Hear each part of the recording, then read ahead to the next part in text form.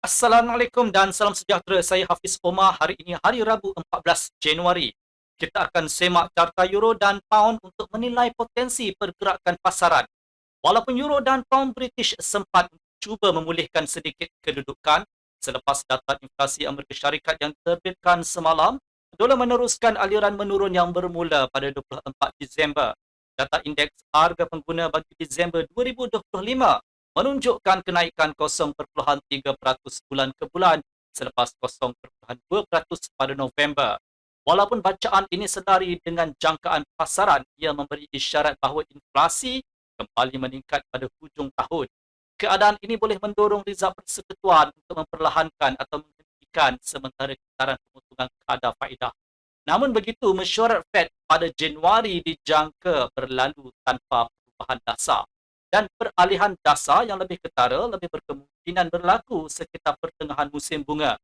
Data juga menunjukkan inflasi teras meningkat 0.2% pada Disember, lebih rendah daripada jangkaan ahli ekonomi iaitu 0.3%, manakala bacaan teras tahunan kekal pada 2.6%.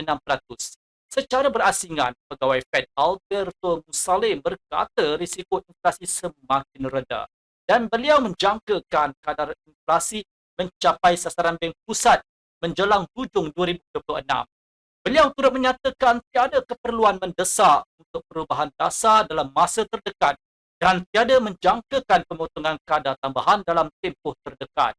Pada masa yang sama, pendakwa persekutuan telah membuka siasatan berkaitan pengurusi Fed Jerome Powell berhubung projek pengubahsuaian ibu pejabat Fed. Namun tiada pertuduhan difailkan dan pendakwaan juga dilihat tidak mungkin berlaku dalam masa terdekat. Walau bagaimanapun, siasatan ini menambah ketegangan politik dan dianggap sebagai satu lagi faktor tekanan terhadap Powell ketika Rumah Putih bersedia membuat keputusan dan mengganti beliau. Sekarang kita lihat kalender makroekonomi hari ini. Pada separuh pertama hari, tiada data utama dari zon euro atau United Kingdom kecuali ucapan oleh pembuat dasar Bank of England Alan Taylor. Oleh itu, tumpuan pasaran akan beralih kepada data harga pengeluar Amerika Syarikat yang dijadualkan kemudian dalam sesi. Memandangkan laporan ini dijangka hanya meliputi bulan November, kesan serta-mertanya terhadap sentimen kemungkinan terhad. Berkemungkinan besar perhatian utama akan tertumpu kepada jualan runcit Amerika Syarikat yang diramal meningkat 0.5% pada November selepas mencatat pertumbuhan sifar pada bulan sebelumnya. Pedagang juga mungkin memerhati jualan rumah sedia ada Amerika Syarikat dan akaun semasa. Selain itu, pasaran akan memberi perhatian kepada kenyataan pegawai Fed termasuk Neil Kashkari, Raphael Bostic dan John Williams, khususnya pandangan mereka tentang bacaan inflasi terkini serta hala tuju dasar moneteri berdasarkan inflasi, data pasaran buruh dan perkembangan jualan runcit.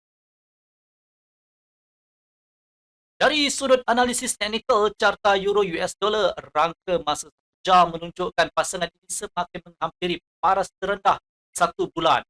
Jadi jangkaan kemasukan belian adalah sekitar 1.1624. Pulse breakout di paras ini akan menghasilkan isyarat pembelian dan berpotensi menolak euro kembali ke 1.1653.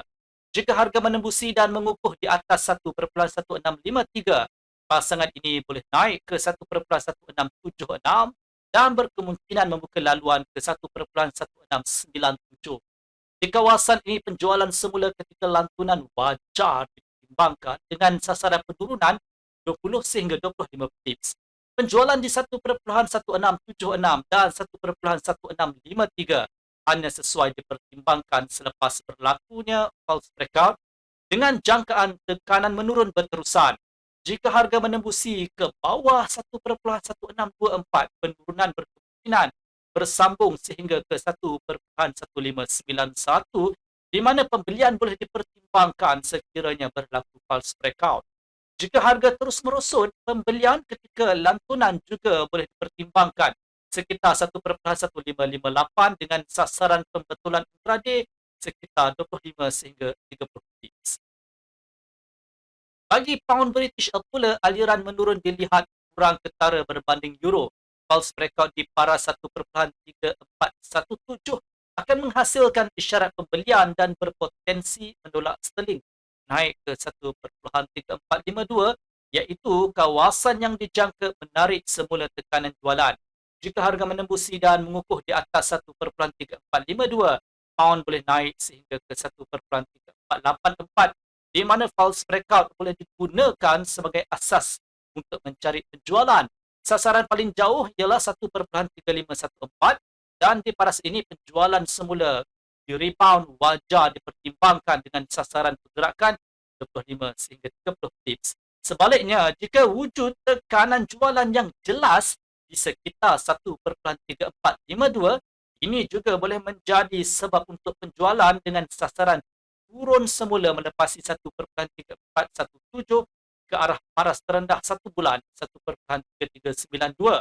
Di kawasan ini, pembelian dijangka muncul semula dan boleh menghasilkan lantunan sekitar 13 hingga 15 pips. Jika paras ini gagal bertahan, lebih baik menunggu penurunan yang lebih dalam ke sekitar 1.3370 untuk pembelian dengan sasaran lantunan 20 hingga 25 pips. Sekian video analisis dari saya Hafiz Omar dan semoga berjumpa lagi.